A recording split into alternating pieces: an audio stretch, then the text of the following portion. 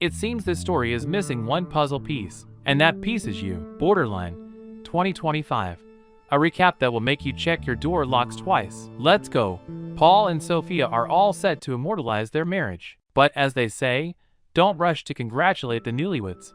Once upon a time, Sophia was a star of glossy covers and vinyl records. And Paul?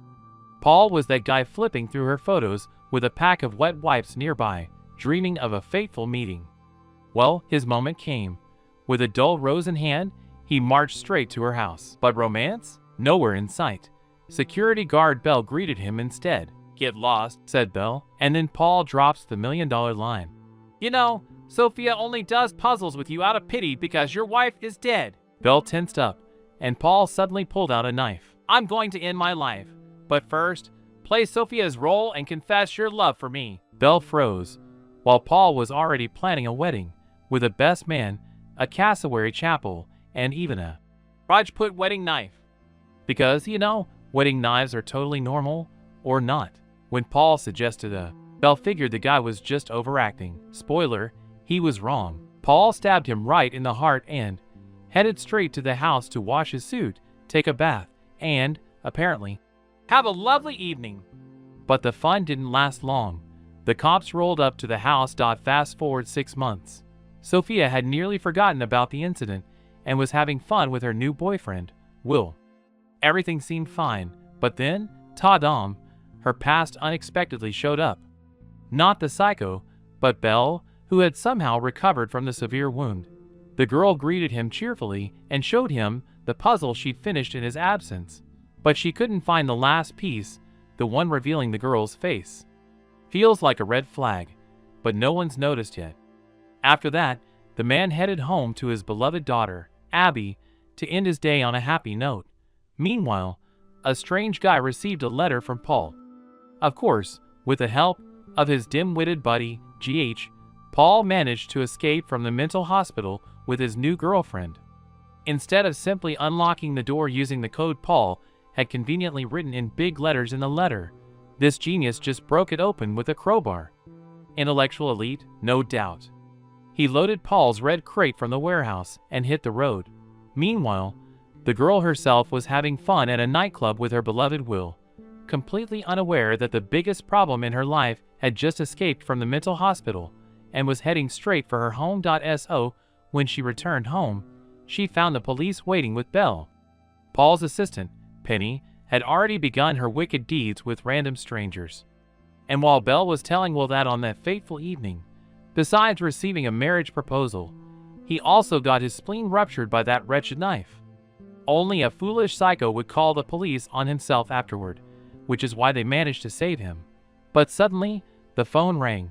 One of the lunatics had already shown up at his girlfriend Eleanor's place. Belle asked her to call the police and rushed over to her. Meanwhile, Sophia's new security guard wasn't too worried. He was busy reheating his long-awaited dinner. Will sneaked into her office and found a letter.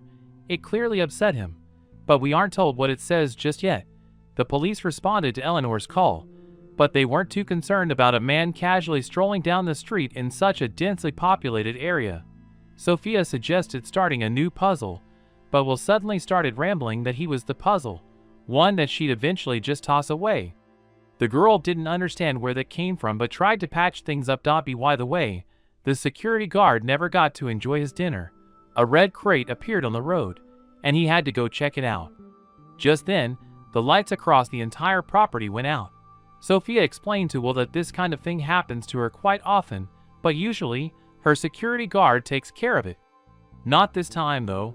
Penny attacked the man. This petite psychopath turned out to be a pro at twisted murders, using a flashlight and a microwave. No, seriously, she rammed it straight into his throat. Amidst all this chaos, Will still managed to argue with Sophia and storm off home. So, the girl began locking all the doors to keep the crazed psycho out. But then she noticed something. A fully completed puzzle lying on the table. Told you so.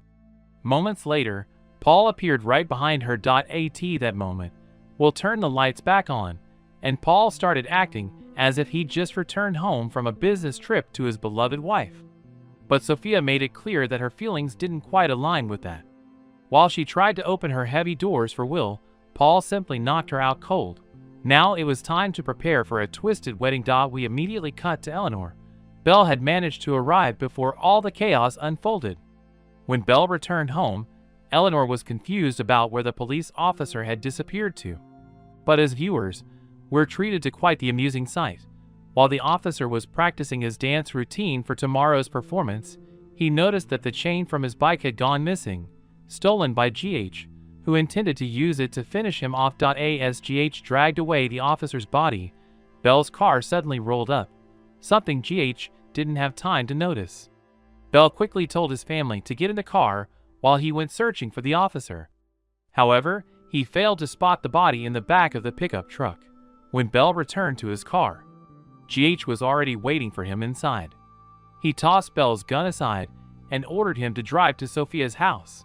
At this moment, Paul was tending to his beloved's wound, but his tender moment was interrupted by a cheerful Penny, who proudly announced that she'd managed to kill someone. Paul locked the girl in her recording studio to inform her that they would be holding their wedding at the Cassowary Chapel. The girl wasn't exactly thrilled by the news, but tried to play along to escape faster. Meanwhile, GH put a bag over a little girl's head, told her to stop, turned the music up louder, and ordered Belle to step outside, intending to finish him off in the forest and continue his journey. Meanwhile, Paul introduced Sophia to Penny, who happened to be just as obsessed with her as Paul was. Penny helped Sophia pick out a wedding dress while Paul decided to unwind in the jacuzzi, pick a suit, and finally open the package he'd been saving for this special occasion, containing the legendary Rajput wedding dagger. But just then, the guests finally arrived. Paul quickly asked someone to put away the gun in front of his beloved guests. Meanwhile, Sophia, who was being held in what felt like a prison cell, had to endure Penny's ramblings about how much she adored Paul. According to Penny, Paul was like a movie you could watch every day, so she'd always be willing to help his beloved Sophia. However, at one point, the deranged Penny admitted she had imagined Sophia to be much prettier, but still admired her flawless skin and beautiful body. When Penny handed Sophia the dress to try on, the captive asked for her makeup from the bathroom. At one point, Sophia attempted to leave, but Penny wasn't having it. Once Penny stepped out, Sophia easily opened the door. She had stuck her band-aid on the lock and prepared to knock Penny out with a guitar, but instead, it turned out to be Will, who seemed to appear out of nowhere.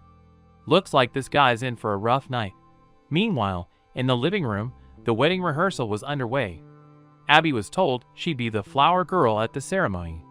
But when she heard noise coming from a crate, Paul allowed her to open it. Inside was Pastor Lutzner, the man Penny had kidnapped and brought here just in time for their wedding eve. Meanwhile, Sophia was desperately trying to wake Will so they could escape, but no luck. Penny showed up yet again, knocked him out again, and tried to strangle Sophia. But after Sophia's attempt to resist, she asked the performer to do a piano duet with her. At first, Sophia treated the idea with disdain, but when she heard Penny's incredible singing talent, she got swept up in the moment, putting all her effort into it. Still, Penny claimed she was off-key and tried to kill her, this time in a more twisted way, by burning her alive. But Sophia wasn't going down that easily. She stabbed Penny with a cooking thermometer and decided to hold onto her humanity. After all, burning a living person seemed too cruel. Odds are, she'll pay for that choice later. Sophia returned to Will, hoping to knock some sense into him and call the police. But as I warned you, Penny came back once again, trying to take down Paul's beloved. This time, Sophia locked her in a room and finally decided to give Penny what she'd been asking for. She set the room on fire. With the thermometer still lodged in her stomach, Penny's temperature spiked to the max. Meanwhile, Paul was growing anxious. Why hadn't his beloved shown up yet? The pastor tried to reason with him, calling the whole situation madness, but Paul insisted on checking things out. When Will told Sophia that there was a little girl inside, she immediately realized who it was and rushed downstairs. At that moment, Paul found Will instead, spotting Penny's lifeless body and mistaking Will for Sophia. Seems like Paul figured his darling fiancée must have hated her dress. But no worries, they'd pick out a new one soon enough. And of course, he proudly showed his precious Sophia his Rajput dagger, the blade that would protect them from both enemies and friends who dared stand in their way. After all, his love for her hadn't changed one bit. And now, the climax. The real Sophia had already found the whole group in the living room, where she asked GH to ask the little girl where her father was. Now, believe it or not, GH, with his one good eye, wasn't even sure if he had actually killed the guy. So, Belle turned out to be alive, and a girl with a Porsche gladly handed him her car so he could save lives. But by the time he reached the mansion, no one was there anymore. The wedding was about to start any minute. Belle rushed to the chapel and called for backup. Meanwhile, inside the chapel, Paul failed to recognize his beloved and asked a random woman to take her place. Even GH's hints didn't help him realize that the real Sophia was now sitting on one of the pews. The music started, and they told the little girl to toss the flower petals. Just as Paul's real bride appeared, she was escorted by none other than Belle, who asked Will to play along. While greeting the guests, Will was supposed to pass the knife to Sophia. And yes, Belle knew the chubby guy had a gun, since he'd shot him right in the head before G.H. once again tried to convince Paul that he was making a terrible mistake, but Will played along, pretending everything was fine and that he was the real Sophia. Right before the ceremony, Sophia objected to the marriage, insisting that she was supposed to be the bride. But Paul once again told the lady to sit down and stop interrupting. Fortunately, or not, Paul's twisted imagination filled in the blanks. He saw Sophia and Will passionately kissing him as if it were the happiest moment of her life. In reality, though, Paul had just driven his dagger straight into Will, causing him to collapse in front of everyone. Belle immediately leapt in to take down the criminals, and Sophia finally snatched Paul's cursed murder weapon from him. A little later, Paul demanded that GH be thrown out, but not before GH managed to take Abby hostage. He darted right between her legs, and while GH was still processing what had happened, Will slashed his throat, sending a good liter of blood splashing onto the poor girl. After that, Paul woke up again, happily finishing his wedding with the woman of his dreams. Well, almost. In reality, he was sitting in the back of a police car. "The groom has been taken away. The wedding is canceled." That's what the news would say. When Sophia suggested to Will that they try again, he refused. After all, now he was married. Meanwhile, Belle decided to retire from his career as a bodyguard and take his family to the best places. Only Paul still refused to give up hope. In his mind, he believed he was riding in a limousine, serenaded by enchanting music, heading straight to a reserved penthouse where he and his beloved would spend their wedding night. But the longer he drove, the more his two conflicting personalities began to realize what was really happening. Because, you see, the recap was coming to an end, and it was time to support the channel with a like and a subscription, just as Paul was doing right now on his laptop. Friends, thanks so much for watching, and remember to be careful with your fans. The moral of the story? If a weird guy shows up with a rose and a knife, don't agree to hugs. Not all fans are harmless. See you in the next recap, if you survive the night.